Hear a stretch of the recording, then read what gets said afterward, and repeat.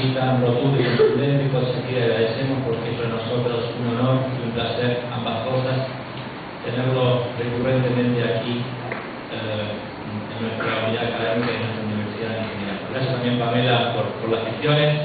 Pamela Cáceres, nuestra querida profesora y además tesista en el doctoral, doctora Tito Bueno. Charlamos hace un ratito y creo que es una de estas personalidades, aquello que no requiere de presentación alguna, independientemente de dos cosas, tal vez para asociarla con una nueva gestión que no tiene que ver con Claxo, que ha sido quizás el marco de referencia institucional que lo ha tenido presente en las últimas visitas allá hace años en Córdoba, ¿no? Actualmente director del PRED, que es el Programa Latinoamericano de Educación a Distancia en Ciencias Sociales del Centro Cultural de la Cooperación, desde el año 2007, y a su vez desempeña su carrera como investigador superior del Consejo Nacional de Investigación Científica y Tecnológica de Argentina, es decir, del CONICET.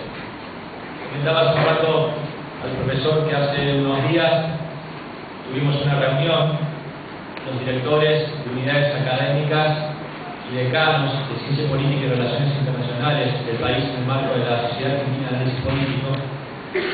Llegamos a una conclusión sobre la falencia en términos de contenidos, esto es indiscutible, por cierto, en el estado embrionario, pero la falencia en términos de contenidos de dos tipos de cuestiones básicas en el ámbito de la ciencia política y las relaciones internacionales, en Argentina en particular y en América Latina en general, que podríamos ubicar en dos cosas. Uno, cierta ausencia de un pensamiento lógico, formal, de características matemáticas, que tienen que ver tal vez en Norteamérica con el espíritu anglosajón con el rational choice, y a pesar de que uno pueda ser muy crítico con ello, por lo menos, aunque no lo desarrolle, debería tener un instrumental necesario como por lo menos poder leer e interpretar gran parte de la producción preferentemente anglosajona que surge desde esta perspectiva. Y en segundo lugar, lo que tiene que ver mucho más con esta charla, lo que Atilio Bolón nos invitará, es que en verdad se nota una fuerte ausencia de pensamiento latinoamericano. No solo de pensamiento crítico, no seguramente Atilio es el verdadero referente, sino de pensamiento a secas, de la gestación, de la teorización del pensamiento latinoamericano en clave de teoría, lo que genere hoy líneas teóricas. Por eso insisto, desde este punto de vista, es tan importante por lo paradojal que resulta en nuestro continente, ¿no? Como decía un periodista mexicano, hubo un verdadero tsunami de izquierdas hace aproximadamente 4 años en América Latina, y sin embargo, la gestión más altamente evaluada desde el punto de vista de la opinión pública es una gestión de derecha de Uribe en Colombia, con todo lo paradojal y lo difícil de aceptar en términos de corrupción y violación de derechos humanos que eso significa.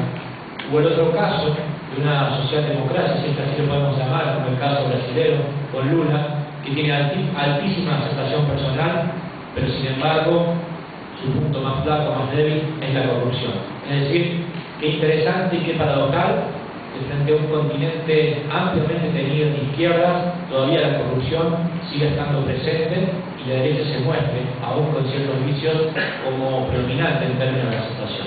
Esto es lo paradojal, esto es lo que seguramente hay que entender, y esto es lo que seguramente nos podrá explicar con mayor nivel de detalle el profesor Atilio Bolón. Atilio, bienvenido, y es tuyo el doctor. Gracias, buenos días a todos y todos, muchas gracias a los amigos de la Facultad de Ciencia Política y Relaciones Internacionales por esta invitación. La verdad que me honra estar aquí y poder compartir con ustedes algunas ideas sobre el panorama político de América Latina, ¿verdad? ¿Qué es lo que está pasando? Es un continente que está evidenciando una serie de cambios muy importantes en su fisonomía política.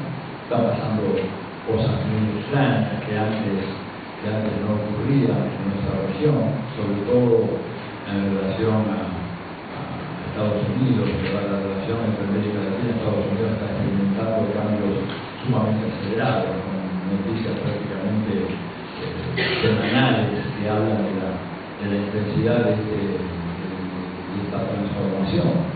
La última, tal vez más importante, la idea de que puede haber una parte de la flota rusa haciendo operaciones conjuntas con un país de América del Sur en el Mar Caribe, es una noticia absolutamente increíble, no solo increíble, inverosímil inverosímil hasta hace apenas 4 o 5 años atrás. Hoy en día es una noticia que ya no nos sorprende, lo cual habla de que realmente estamos ante un proceso de cambio muy, muy importante. Yo quisiera dividir la exposición fundamentalmente en dos partes, eventualmente según cómo vaya hablo de la tercera y final, para dar lugar a que ustedes puedan plantear también sus inquietudes, sus comentarios, sus reflexiones. Primero hacer una especie de breve radiografía de cómo está funcionando la democracia hoy en América Latina.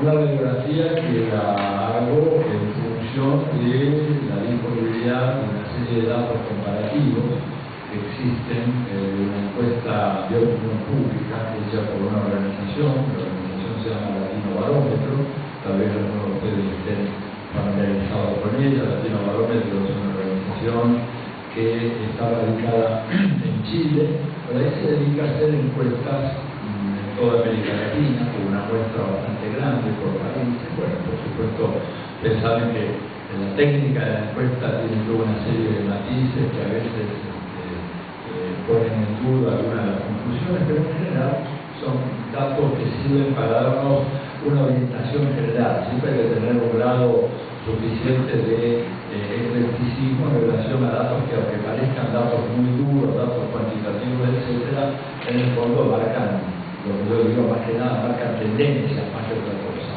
Y entonces, bueno, sobre la base de esta encuesta, que se realiza todos los años en 18 países de América Latina, sobre el funcionamiento de la democracia, sobre la opinión de los ciudadanos, de las ciudadanas sobre la democracia, es posible hacer una primera radiografía para ver un poco dónde estamos parados. Hay por supuesto, una concepción predominante y en cierto sentido muy complaciente de que América Latina vive en democracia. Y la verdad es que nosotros como politólogos, siempre trato de preguntarme dos o tres veces, ¿no es cierto?, cuando escucho cualquier tipo de afirmación, bueno, ¿esto será realmente así? ¿Será que estamos realmente viviendo en democracia? Bueno, veamos un poco qué es lo que piensa la gente. Entonces, a partir de esto, voy a esta encuesta. Cuando uno observa qué fue lo que pasó con la aprobación, ¿no es cierto?, de los regímenes democráticos en América Latina, en un periodo, yo diría que suficientemente significativo, el periodo que va desde 1995 hasta el 2006, son los últimos datos que están disponibles hasta ahora en esta encuestadora. Periodo de 11 años, uno dice, bueno, seguramente la satisfacción por los regímenes democráticos en América Latina a lo largo del tiempo tiene que haber seguido acentuando. Si uno mira, observa lo que dice la teoría de que la democracia es una práctica que tiende a autoalimentarse en la medida en que los desempeños de los estados democráticos refuerzan la credibilidad en las instituciones democráticas, refuerzan la legitimidad de las instituciones, uno podría esperar que a lo largo de estos 11 años se hubiera producido un robustecimiento de estas creencias o esta satisfacción con los regímenes democráticos de la región. Bueno, pues no fue eso lo que ocurrió. Cuando uno mira de punta a punta, para el promedio de los países de América Latina, entre 1995 y 2006, lo que encuentra es que la proporción de personas que se manifiesta satisfecha con el funcionamiento de la democracia en sus respectivos países es 38%. No se movió ni una décima el porcentaje a lo largo de 11 años. Esto es un dato sorprendente, porque cuando uno compara con estadísticas equivalentes, por ejemplo, en Europa de los años 50 y 60, países que también iniciaron un proceso de reconstrucción democrática, piensen ustedes Alemania, piensen Italia, piensen Austria, y luego más tardíamente países como como España y Portugal. En esos países, a medida que avanzaba el tiempo, la proporción de gente que se declaraba satisfecha con los regímenes democráticos tendía a subir hasta llegar en este momento a una especie de meseta que se ubica prácticamente entre el 85 y el 90%, ¿verdad? Nosotros estamos en el 38%. Y ese nosotros que estamos en el 38%,